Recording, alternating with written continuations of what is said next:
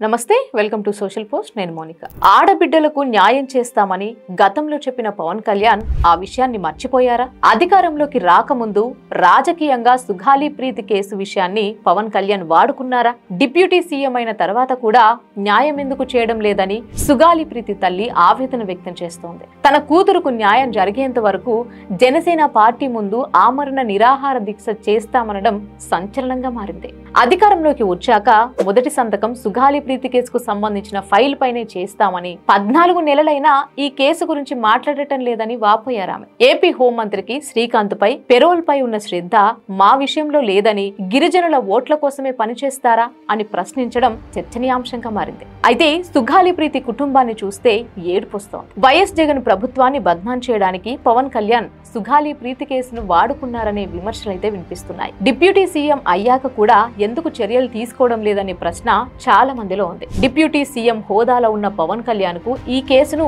ఓ కొలిక్కి తీసుకురావడానికి ఉన్న అడ్డంకులేవో చెప్పవలసిన అవసరం ఉందంటున్నారు నిస్సహాయ స్థితిలో ఉన్న సుగాలి ప్రీతి తల్లి చేస్తున్న పోరాటానికి పవన్ మనసు కరిగితే బాగుంటుందనే అభిప్రాయం చాలా మందిలో వస్తోంది